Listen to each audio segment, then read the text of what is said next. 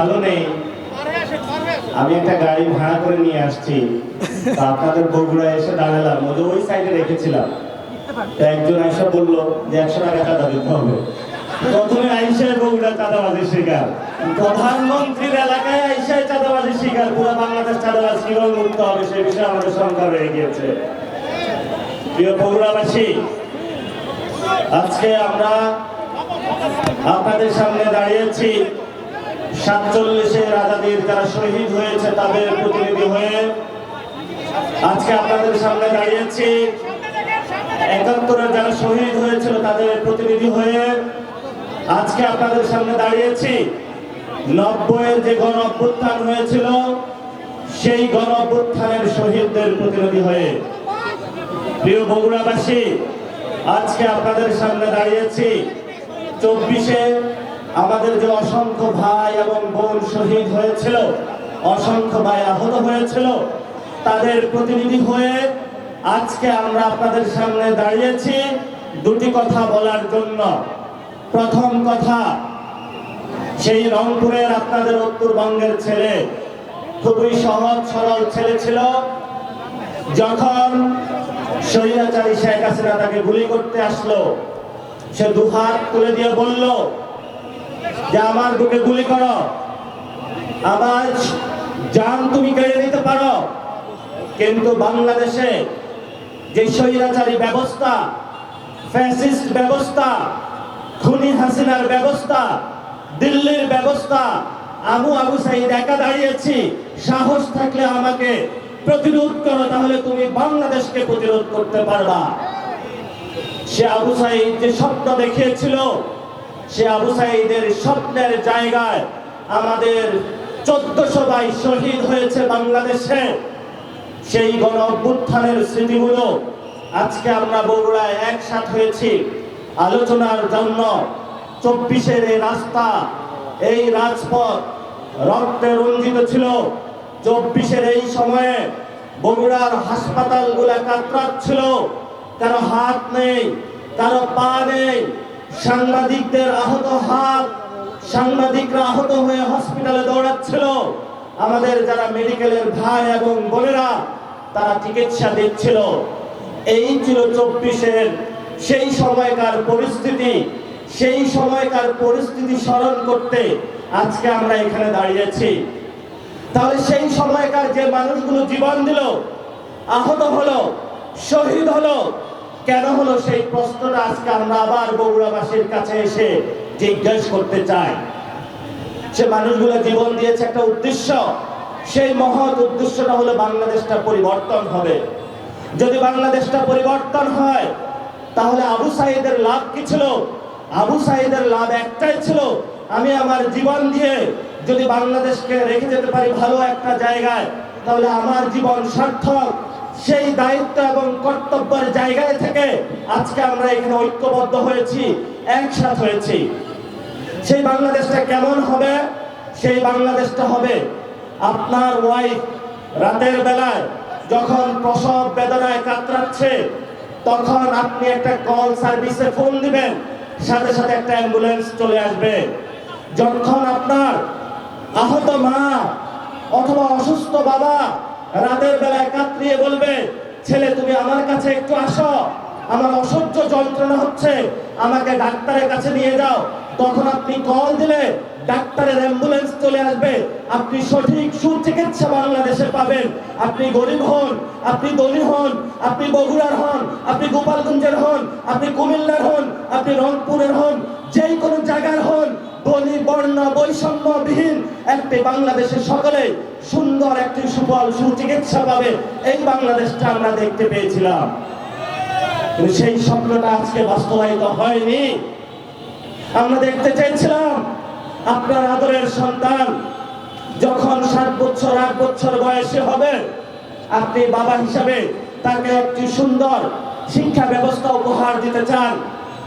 কিন্তু আপনি যদি গরিব হন, আপনি প্রাইভেট স্কুলের দরজায় গিয়ে দাঁড়িয়ে থাকেন আর ইংরেজিতে নাম উচ্চারণ করেন, বাচ্চা আপনাকে জিজ্ঞেস করে বাবা আমি স্কুলে যেতে চাই, কিন্তু আপনি লজ্জায় সন্তানকে বলতে পারেন না এই স্কুল তোমার জন্য না, এই স্কুলে ভর্তি করানোর টাকা আমার কাছে নাই। আমরা এমন ভাব বাংলাদেশে চাই না, আমরা এমন ভাব বাংলাদেশে চাই সকল গরিব ধনী বর্ণ নির্বিশেষে সবার একটি জায়গায় সুশিক্ষা পাবে। এমন বাংলাদেশ গঠনের জন্য আবু সাঈদ রক্ত দিয়ে গিয়েছিল বাংলাদেশে। আমরা কোন বাবার চোখে কান্না দেখতে চাই না। সেই উদ্দেশ্য নিয়ে আপনাদের কাছে আবার 2026-এ এসেছি।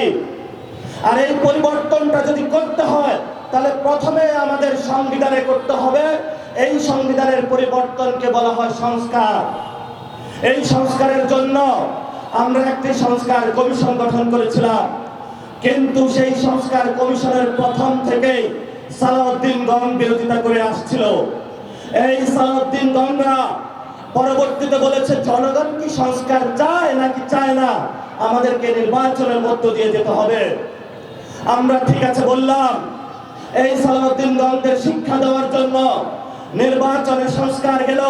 নির্বাচনে বাংলাদেশের 70% মানুষ গণভোটে হ্যাঁ দিয়ে এই সালাউদ্দিনগণদেরকে শায়েস্ত করলো। এরপরে যখন তারা সংসদে গেল, তারা সংবিধানের সংস্কার না করে, বাংলাদেশের মানুষের ভাগ্য পরিবর্তন না করে, নিজেদের ভাগ্য পরিবর্তনের করার জন্য গতকালকে বা এর আগের দিন সংসদে গৃহীত একটি কর্মকাণ্ড করলো, যেটা সংবিধান সংস্কার সভা না করে তারা একটি সংবিধান সংশোধনী কমিটি করলো, যেটা বাংলাদেশের মানুষের সামনে একটি অন্ধকার জগৎ নেমে আসলো। আপনি বাংলাদেশের নাগরিক, এই সংবিধান আপনাকে বুঝতে হবে। এই সংবিধানের কারণে গত 17 বছর আপনি বন্দী ছিলেন। এই সংবিধানের কারণে আপনার বউকে আপনি ভালো চিকিৎসা দিতে পারেন না। এই সংবিধানের কারণে আপনার প্রিয় সন্তানকে ভালো চিকিৎসা দিতে পারেন না।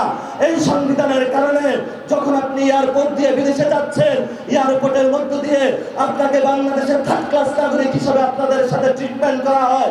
এই সংবিধানের কারণে প্রত্যেকদিন বাংলাদেশের শাহজালাল এয়ারপোর্টে বিদেশে গিয়ে মরণ হয়ে আপনার প্রত্যেক দিন 13 জনের লাশ বাংলাদেশের এয়ারপোর্টে নামে। এই হলো আমাদের বাংলাদেশ। এই বাংলাদেশ আমরা পরিবর্তন করতে চাই। যখনই আমাদের পরিবর্তন করার জন্য আপনাদের কাছে আসি, আমাদেরকে বলে ওরা জুলাই ব্যবসায়ী, আমাদেরকে বলে হাদি ব্যবসায়ী, আমাদেরকে বলে নব্য ব্যবসায়ী। আমরা আপনাদের দোয়ার দরখাস্ত করে বলতে চাই, আমরা জুলাই ব্যবসায়ী। জুলাইয়ের চেতনা হলো টেন্ডারবাজি বন্ধ করা, জুলাইয়ের চেতনা হলো বাংলাদেশের চাঁদাবাজি বন্ধ করা, জুলাইয়ের চেতনা হলো বাংলাদেশের সন্ত্রাস বন্ধ করা, জুলাইয়ের চেতনা হলো বিভিন্ন বাস স্ট্যান্ডে টাকা নেওয়া বন্ধ করা, জুলাইয়ের চেতনা হলো একজন গরিব দুঃখের মুখে হলো খাবার তুলে দেওয়া, জুলাইয়ের চেতনা হলো নারীদেরকে শিক্ষা ক্ষেত্রে অগ্রণী করে তোলা, জুলাইয়ের চেতনা হলো বাংলাদেশের শিক্ষা ক্ষেত্রে সংস্কার করা, জুলাইয়ের চেতনা হলো বাংলাদেশের পুলিশের সংস্কার করা, জুলাইয়ের চেতনা হলো বাংলাদেশের অর্থনৈতিক সংস্কার করা, জুলাইয়ের চেতনা হলো বাংলাদেশে ধনী বর্ণ নির্বিশেষে একটি নতুন বাংলাদেশ গড়ে তোলা। যেই বাংলাদেশের স্বপ্ন আমরা 47-এ দেখেছিলাম, যেই বাংলাদেশের স্বপ্ন আমরা 71-এ দেখেছিলাম, যেই বাংলাদেশের স্বপ্ন আমরা 24-এর এই গণঅভ্যুত্থানে দেখেছিলাম, এই হলো জুলাইয়ের চেতনা। যদি আমরা জুলাই ব্যবসায়ী হয়ে থাকি, আমরা 1000বার জুলাই ব্যবসায়ী হব, তবে তোমাদের মতো টেন্ডারবাজ ব্যবসায়ী হব না।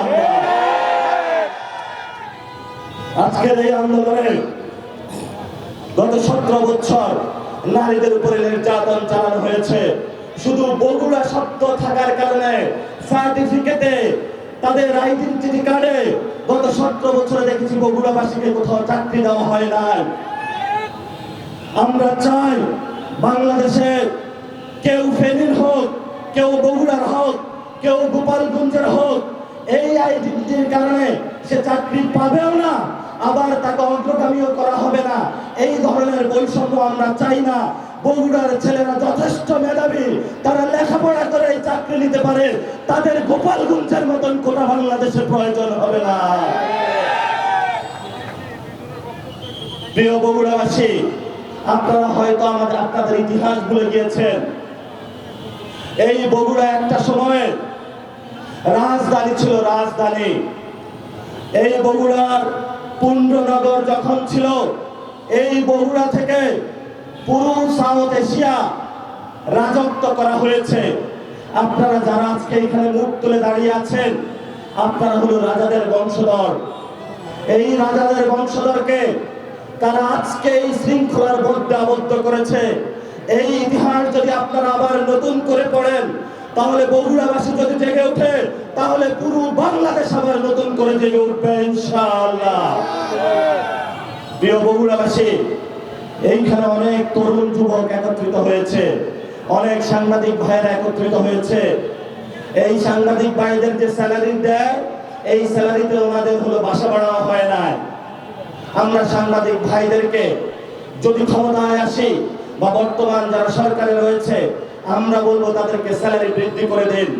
সারাদিন পরিশ্রম করে আপনাদের প্রতিনিয়ত কারা ডাকাতি করে, কারা সন্ত্রাসী করে, কারা চাঁদাবাজি করে, কারা আপনার ক্ষতি করে, এই সংবাদগুলো আপনাদের কাছে নিয়ে যায়। তাহলে এই ভাইদের বেতন যদি সরকার না বাড়ায়, তাহলে এই ভাইগুলা কোথায় গিয়ে খেয়ে দেয় এই আপনাদের এই পরিবেশটা নিশ্চিত করবে, সেটা আমরা সরকারের কাছে প্রশ্ন রেখে গেলাম। এখানে অনেক তরুণ যুবক রয়েছেন, চোখে মুখে হতাশা। আমি অনেকজনকে জিজ্ঞাসা করি যে বগুড়াবাসীর সমস্যা কি, বললো ভাই এখানে চাকরি নাই, কর্মসংস্থানের অভাব। আজিজুল হক থেকে পড়াশোনা করছে, বাবা রাতে ফোন দেয়, কিরে তোর চাকরি হয়েছে, বাবাকে লজ্জায় বলতে পারে না, কারণ তারই জায়গায় আরেকজন যে বিএনপির গুন্ডা পান্ডা, এই কোটায় তাকে হলো সরকার চাকরি দিয়ে দিয়েছে। আমরা সরকারকে বলবো, কোটার বিরুদ্ধে আন্দোলন হয়েছে, আর কোন কোটা নয়। কোটা শুধু একটাই বাংলাদেশে, যে সবচেয়ে ভালো স্টুডেন্ট, যে সবচেয়ে ভালো পরীক্ষা দিতে পারবে, ওই চাকরি পাবে। এবং বাংলাদেশে এটা নিশ্চিত করার জন্য বিশেষত উত্তরবঙ্গে এগ্রো ইন্ডাস্ট্রি গড়ে তুলতে হবে, যেখানে বগুড়ার ছাওয়ালরা বগুড়ায় পড়াশোনা করবে, বগুড়ায় হলো চাকরি করবে, বগুড়ার মধ্যে তার সন্তান বউ সবাইকে নিয়ে একটু শান্তিতে বসবাস করবে। এবং বগুড়া থেকে পুরো বাংলাদেশে যে আমাদের অর্থ মন্ত্রণালয় রয়েছে, সবচেয়ে বড় অবদান বগুড়ার ছেলেরা রাখবে। এটাই আমরা বাংলাদেশে দেখতে চাই, এটাই এনসিপি এই কাজটা করতে চায়। এই এনসিপি যদি এই কাজটা করতে চায়, তাহলে বগুড়াবাসীর আমাদের সমর্থন প্রয়োজন। আমরা যখন গতকালকে এখানে আসতেছিলাম, বগুড়াতে নাকি আমরা অবাঞ্ছিত। আরে ভাই, তোমরা তো বাংলাদেশে অবাঞ্ছিত ছিলে, কেউ লন্ডনে, কেউ হলো আমেরিকায় পালিয়েছিল। এই অবাঞ্ছিতদেরকে বাংলাদেশে আমরা ধরে নিয়ে এসেছি, এখন তারাই আমাদেরকে বলছে অবাঞ্ছিত। কি নির্মম ভাগ্যের পরিহাস! যারা সংবিধান সংশোধন করে জনগণের সংস্কারকে দূরে রেখে নিজেদের ভাগ্য বদলানোর চেষ্টা করছে, আমরা তোমাদেরকে হুঁশিয়ার করে দিতে চাই, আমরা জনগণ তোমাদের ভাগ্য বদলিয়ে দিব। এমন বদলাবো শেখ হাসিনার মতো তোমরা হলো ভারতে পালিয়ে থাকার সুযোগ পাবে না। আরো তোমাদের জনবিচ্ছিন্ন হয়ে বাংলাদেশে করুণ পরিণতি হবে ইনশাআল্লাহ। আপনারা সবাই তো অধিকাংশ বগুড়ার মানুষ বিএনপি করে, তো ভালো কথা, বগুড়ার ছেলেরা এইচএসসি পরীক্ষা দিতে গেছে। আপনারা দেখেছেন পুরো বাংলাদেশে আজান দিচ্ছে, কেউ আজানে জবাব দিবেন, ছাত্রীও হলো পরীক্ষা দিতে গেছে। বাচ্চারা বললো আমরা একটা দিন পরে পরীক্ষা দিতে চাই। এই যে শিক্ষামন্ত্রী, যার মধ্যে নতুন করে আবার ফ্যাসিজম আবির্ভূত হয়েছে, সে বলে উঠলো না, শিক্ষার্থীদের কথা শোনা যাবে না। শিক্ষার্থীরা যে কোনো মন্ত্রী একদিনে সানডে মানডে কুল্লে খালাস করে দিতে পারে, এটা বাংলাদেশের শিক্ষার্থীরা। এদের সাথে কোনো মন্ত্রী আপনারা পাঙ্গা নেবেন না। যারা এই বাংলাদেশের শিক্ষার্থীদের সাথে পাঙ্গা নিয়েছে, তাদের পরিণতি হয়তো দিল্লি হয়েছে, আর যারা ভবিষ্যতে নেবে তাদের পরিণতি কি হবে সেই ঘোষণা আমরা নিশ্চয়তা দিতে পারি না। এত বাজে পরিণতি হবে সেটার আমরা ঘোষণার নিশ্চয়তা দিতে পারি না। অনেক হয়েছে, একজন অর্থমন্ত্রী দিয়েছে, সে হলো সবচেয়ে বাজে একটা লোককে হলো বাংলাদেশ ব্যাংকের গভর্নর বানিয়েছে। আপনাদের এখানে অনেক ইসলামী ব্যাংকের টাকা আছে, টাকা তুলতে যান লিমিট শেষ, যেই ব্যাংকে যান লিমিট শেষ। একজন ত্রাণ মন্ত্রী হয়েছে, গত এই যে দক্ষিণবঙ্গে বন্যা হয়েছে, 51 জন নাগরিক মারা গিয়েছে, 1,20,000 গরু পানির নিচে ডুবে গিয়েছে, গবাদি পশু। কিন্তু ত্রাণ মন্ত্রীর চেহারা মাশাআল্লাহ একবারও আমরা দক্ষিণবঙ্গে দেখতে পাইলাম না।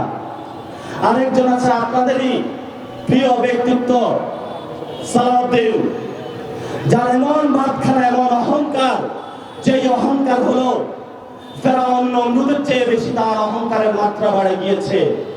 এই ফেরাউন নমরুদদেরকে সাহায্য করার জন্য বগুড়াবাসী 2024-এর জুলাই যেইভাবে রাস্তায় জেগে উঠেছিল, রাজপথ প্রকম্পিত করেছিল, এই সব নমরুদ ফেরাউনদেরকে সাইজ করার জন্য নতুন করে আবার বগুড়াবাসী জেগে উঠে প্রস্তুত আছে তো? যদি প্রস্তুত থাকেন তাহলে আমরা শুধু সমালোচনায় কিছু সমাধান করে বক্তব্য শেষ করব। প্রথমত, আমাদের অর্থনৈতিকভাবে আমরা খুব বিপর্যস্ত। এই বিপর্যস্ত কাটানোর জন্য যেই কার্ডগুলো সরকার বিভিন্ন জায়গায় দিচ্ছে, এগুলো দলীয় লোকদেরকে না দিয়ে যারা সত্যিকারে গরিব তাদের হাতে তুলে দিতে হবে। এই কথাটা কি অন্যায়? কালকে আমার বিরুদ্ধে গালি শুরু হবে। আমরা বলি যে যারা আমাদের তরুণ ভাইরা আছে, বিশ্ববিদ্যালয়ে পড়াশোনা শেষ করেছে, তাদেরকে কর্মসংস্থানের ব্যবস্থা করে দিতে হবে। যারা কওমি মাদ্রাসার ছাত্ররা রয়েছে, তারা অনেক ভালো আরবি পারে। আমি সৌদিতে গিয়েছিলাম, যারা প্রবাসী আছে তারা শুধু আরবি না পারার কারণে ভালো বেতন পায় না। এই কওমি ভাইরা যদি সৌদি আরবে যায়, বাহরাইনে যায়, কাতারে যায়, তারা সবচেয়ে সুন্দর তেলাওয়াত পারে, সবচেয়ে সুন্দর আরবি পারে। এটা বাংলাদেশের রেমিটেন্সকে আরো ডাবল করে দিবে।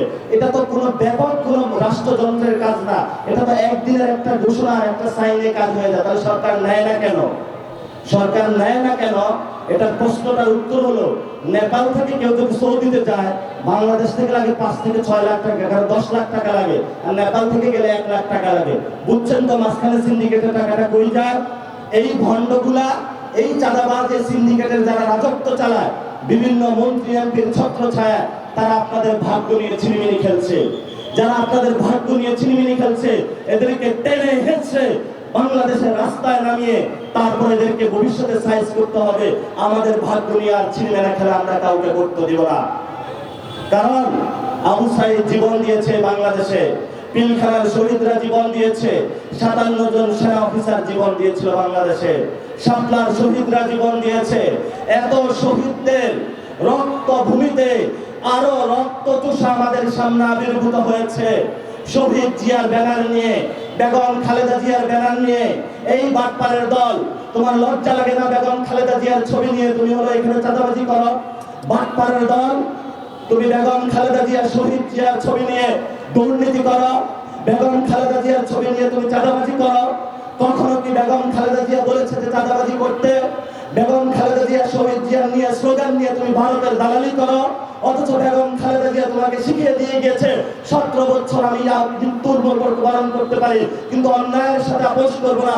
উনি বলে গিয়েছিল ওদের হাতে গোলামের জিঞ্জির, আমাদের হাতে স্বাধীনতার পতাকা। এই স্বাধীনতার পতাকা নিয়ে উনি সামনে বলে চলেছেন এবং মৃত্যুবরণ করেছেন, তবু তাদের সাথে আঘাত করেন নাই।